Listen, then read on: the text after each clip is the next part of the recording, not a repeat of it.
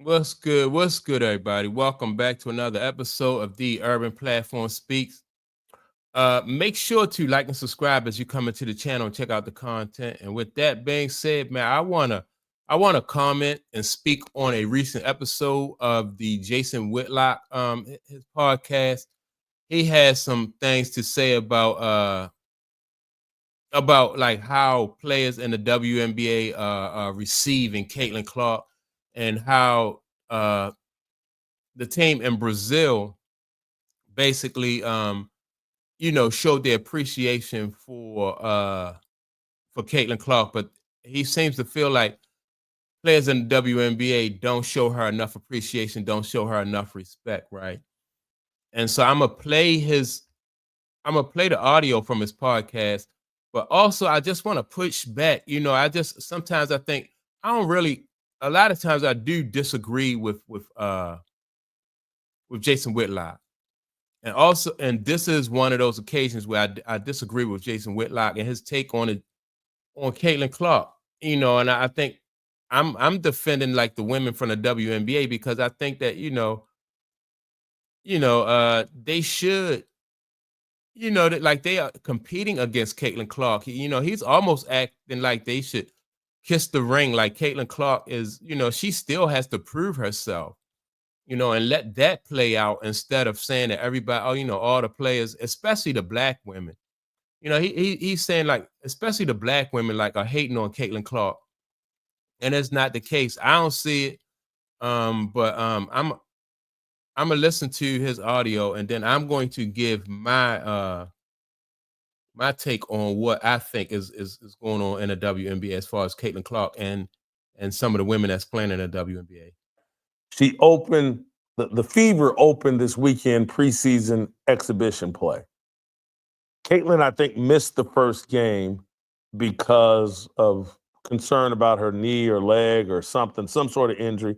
She played in game 2 in Iowa last night. I think she scored 16 points, 6 of 10 from the field, 4 of 6 from three-point range. She was typical Caitlin Clark. She hit some like 36-foot three from behind the arc that was incredible. But the real story was how this Brazilian national team that played the Fever, it's the way they received her, the way they celebrated her. It's quite a contrast that these women of color from Brazil and their coach had, as opposed to the American players and American women of color and how they treat Caitlin Clark. So I just want to play you this. All right, before he get into that, see what I mean about he's saying like the women of color in Brazil, and then he comparing them to the women of color in America. Like, to me, that's just race baiting, right? I just think that it's unnecessary. Like I said, these women and all the women in the WNBA are competing. If you're not on the Fever team, then you're competing against her. And so if you don't want to so-called show her any appreciation, or you don't want to so-called kiss the ring, then I don't think you have to. I think, she is another somebody you competing against. You want her to earn everything she get, because she is going to make you have to earn everything you get from her. I haven't really seen any any really blatant, like out and out disrespect from anybody in the WNBA when it came to Caitlin Clark. You had some people that played her aggressively, and maybe once or twice somebody may have fouled her hard and went a little bit over. But other than that, man, I think rookies get that. Even Candace Parker said at one point in time, when she was a rookie, she got, people came at her. What's the other girl name? She made Diana Taurasi said the same thing. Like, there is somewhat of an initiation at every professional level, whether it's professional basketball, professional football, professional, and the WNBA. Like, nobody's going to come in and just kiss the ring just because league officials or the fan base say that this she's the one. So I'm gonna let him continue on with his comments, and then I'm gonna add my commentary. Small clip of the head coach of the Brazilian team and an exchange that he had early on with Caitlin Clark. Play the clip. How are you? Good, how are you? You're an amazing player. Congratulations. Thanks. You're changing the history in I basketball. appreciate it. Thanks for coming here and playing us. Most people you've played in front of. Yeah. All right, so this situation You're with Caitlin Clark. changing the history of basketball. Caitlin Clark and the Brazilian coach. Number one, it was orchestrated, right? Because they were mic'd up. And they were invited to play in this exhibition game or preseason game against, the Fever.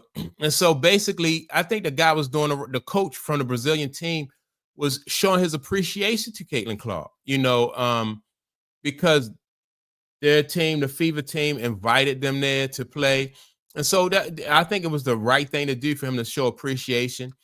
And also in his showing appreciation, congratulate her in her success. You know what I mean? Like he's they follow basketball, so they know the kind of success that Caitlin Clark is having. So I thought that was appropriate for that situation. And I thought Caitlin Clark handled the situation well too. She realized that, and she made a comment about this is the most people that you probably played in front of. And that may have been true for the Brazilian team, and so it was orchestrated. It wasn't like, I don't know. I think it was this dude, Jason Whitlock, just makes a big deal out of it. But let's go to some more. Ball. You're an amazing player. What you're doing is phenomenal. Celebrating Caitlin Clark. Why does someone from Brazil who isn't directly benefiting from what Caitlin Clark has done for the WNBA, why is he celebrating her more enthusiastically? Because he was invited to her house to play a game. So he was showing his appreciation for being there. And in that, he wanted to honor her for her, you know what I mean? He wanted to commend her for her success. Than the overwhelming majority of coaches, players in the WNBA. Let me just say Brazilian this. Team, like if the Washington, what do they call the Mystics? If they go to Indiana and have to play the Fever, do you think any of those players are gonna be like, man, thanks for having us? They might be happy for her success and stuff like that. Some of the players may be happy for her success, but if you play for the Mystics, you're not gonna go to the Fever Stadium or their arena and say, thanks for having us here. We appreciate you. No, you there to beat Caitlin Clark, not to kiss the ring. So this dude, Jason Whitlock, is way off base. isn't flying private to games around Brazil or anywhere thanks to Caitlin Clark. WNBA players are, while losing $20, $30, $40 million a year because of Caitlin Clark. They're flying private. They're being treated as stars and celebrities.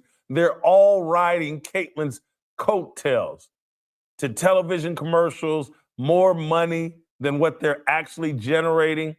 They're being treated as superstars because of Caitlin Clark. But it takes a coach from Brazil and it takes players from Brazil to show Caitlin Clark the kind of appreciation and respect that her play and what she's brought to the table deserves. I'm not saying these guys in the WNBA should kiss Caitlin Clark's butt. But I think that's exactly what he's saying. It just don't make, I would not expect my, somebody, like I say, from another team to, like everything Caitlin Clark gets, she just have to earn it, and she's not the only talent in the league. And I think, for him to be race baiting and say that it's the black player, like most of the people who really spoke up first about Caitlin Clark wasn't even black players, in the WNBA. It was Donna Taurasi had said something first. Then you had what's the young lady, Breonna Stewart. But people seem to leave those people out of it, you know, those young ladies, they leave those young ladies out of it. So, but when any of the black girls play her aggressively, then now it's a race thing. You know, it's about the black players in the WNBA instead of all of the players in the WNBA who want to go at her, rightfully so. We've seen this before. We saw it with Tiger Woods when he hit the PGA Tour. And it wasn't that the PGA Tour was losing money, but after some very slight initial pushback from a Fuzzy Zeller or maybe a handful of other players, everybody in the PGA Tour fell in line and was like, man, look what Tiger has done for us. Look at all this new money and attention that's come into the game of golf because of Tiger Woods. And so now this is the thing about that, right? The pushback and stuff that she getting. Larry Bird got pushed back too. But what Larry Bird did was, man, he made people respect him with his play on the court. And that's what I think Caitlin Clark is going to have to do too. Once Caitlin Clark wins, you know, and she wins some championships, you would be a fool to just say, well, you know, if you didn't respect her game, you have to respect the game. But then on the other hand, she have to earn it just like Larry Bird earned it, and like Tiger Woods earned the respect, you know. And also there is going to be like once Caitlin Clark start to win, then there'll be like pressure, like more pressure, more peer pressure for them to kind of like to follow the status quo. Like when Tiger Woods was winning, you would look like a fool to say anything, you know. You look like a fool, and then people probably call you a racist and other things like that. No matter whether whether that was your if it was motivated by race or not. If you didn't say the right things, you know, sometimes people try to paint that picture, whether though you could just be a competitor of Tiger Woods and not like Tiger Woods because he was a jerk, you know. So people's like, I don't want that type of media pressure. So, you know, if I don't have something nice to say about Tiger Woods, I'm just go with like the basic cookie cutter type stuff. And that's what you're going to get with Caitlin Clark, because you can't really, anytime somebody, you know, every time a black person and a white person have a disagreement, it's not racism. And that go for like black people looking at it that way, and that go for white people looking at it that way. You know, like, you know, it's racism. If you don't like Caitlin Clark and you don't kiss the ring, it got to be racism. These young ladies want to win just like Caitlin Clark do. So, you know, I just think that Jason Whitlock is just doing some race baiting. But I want to get to some more of his comments. They competed against Tiger, but they all respected Tiger. They weren't trying to tear Tiger down. They weren't running around saying, I'm the real reason, or you can't run around. White men aren't being celebrated enough. They're only interested in Tiger Woods. And this is an indication of racism. No, the men in the PGA Tour was like, this dude's making it rain money over here. I'm making more money. We're all making more money. We're all bigger stars than we ever have been. And they celebrated, respected Tiger, and competed against him at a high level. No one bent the knee and just kissed the guy's butt. There's a way to handle when a superstar shows up, takes your business, your industry to a new level. And I think to compare Tiger Woods to Caitlin Clark's situation, I think is a lot of similarities. And I think that Tiger Woods also had to prove himself. Like if he wasn't winning on those tours, he would not have earned the respect of his peers or his you know, people who was going up against him. So he had to win. And that's what I think Caitlin Clark got to do. She got to win to gain the respect of the people around the league. And then so you won't have people saying, you know, then people can't really say anything. That winning is going to shut people up. And so that's what I think it's going to come down to. We saw it with Tiger Woods and the PGA Tour. We're not seeing it in the WNBA. She hasn't won nothing yet. We're seeing a bunch of women hate on Caitlin Clark. I want to show you this clip Teenagers are building businesses with AI. We had a commercial. I'm getting ready to skip over this commercial. But yeah, I don't know if Jason Whitlock is just doing this. Well, he always race bait, but his case for race baiting, I think, is just weak, because I wouldn't want, like I said, a team of mine or somebody to play on my team to be at a Fevers game, just thanking Caitlin Clark for allowing Altane to play there. They're on the same level until Caitlin Clark separate herself The from Brazilian players after the game lining up to get an autograph from Caitlin Clark. Play the clip. This is after the game. These are women of color that don't have a problem with Caitlin Clark. They actually appreciate what Caitlin Clark has brought to the table. They know that Caitlin Clark has been good to them, and they live in Brazil. And they are not in the same league with Caitlin Clark. They're not, they're not a professional WNBA team. Caitlin Clark brought them there basically as an exhibition game. So they showing her appreciation. Now, even if I was playing against Caitlin Clark in a game like that, I want her, I want her autograph and a picture with her too.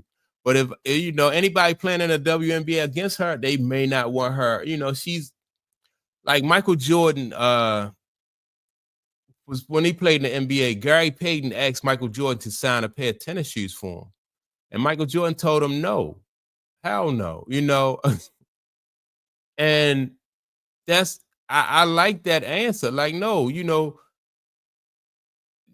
on the same level. You are a competitor. And that's one thing I don't even like about the NBA or the NFL right now. When you see guys after a preseason game switching jerseys and stuff like that, just for the sake of switching jerseys. Like, but it is what it is, but I don't want to see professional athletes. I just want to see them go at each other hard and compete with each other. Even at tennis matches with Venus and Serena Williams, a lot of those girls used to say mean things about Venus and Serena Williams, but Venus and Serena Williams, because they was winning, you would look goofy, you say something about them because they was winning. You look like a hater. So, and the reason why they had to respect them is because Venus and Serena proved themselves on the court. Now, if they didn't win, then it's free game. People can say, well, they're not good. They can criticize your game and talk down on you, and nobody would even care. But as soon as you win it, people can't say nothing, because that's what it's all about. They're not a part of the WNBA. It's embarrassing what the American women, the entitled American women, the Yas queens of America, the way they've treated Caitlin Clark. You can call me a groupie for Caitlin Clark. You can say, I'm celebrating white supremacy. I'm just speaking. I don't even think it's about white supremacy. I just think he race baiting for real. I don't see no supremacy. I just see people competing against each other. Caitlin Clark got people that's competing against her. But it's to me, I just think Jason Whitlock is just race baiting. I don't want nobody from the Sparks, thanking Caitlin Clark after the game, talking about thanks for bringing us to Indiana. I don't want nobody from Las Vegas Aces talking about thank you, Caitlin. I want people to play against her like they played against Tiger, like they played against Michael, like they played against Larry Bird, and let the performance on the court dictate the amount of respect that that she get, like it did in every other league. You got to prove yourself. You got to win. So if Caitlin Clark go out this year and she win a championship, or she has more success this year than she did last year, then it's earned. But I think people, because no matter where you go, people just respect. They just respect winning. And that's what it comes down to. She just got to win. Once she start winning, you know, people still gonna go at her, and people might still have some animosity or some harsh feelings against her. But most of the time, that's just because they competitive. You know, like it's not racism when Gary Payton or Reggie Miller and Michael Jordan. You know, so anytime a black player and a white player don't like each other, you know, it's not racism. It's the same thing as Reggie Miller and Michael Jordan. Michael Jordan and Reggie Miller did not get along. Gary Payton, Michael Jordan, you know, Isaiah Thomas.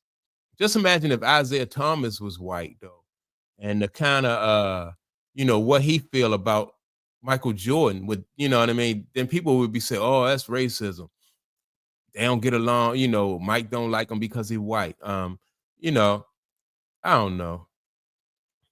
That's why you got to be careful with people who want to race bait. You know, every time a black person and a white person don't get along, and then when it's dealing with sports, is mainly is competitiveness, man. Especially once once both guys are winning, or both people are winning, it's mainly competitiveness. But that's my take on it. I just think that Jason Whitlock is race baiting.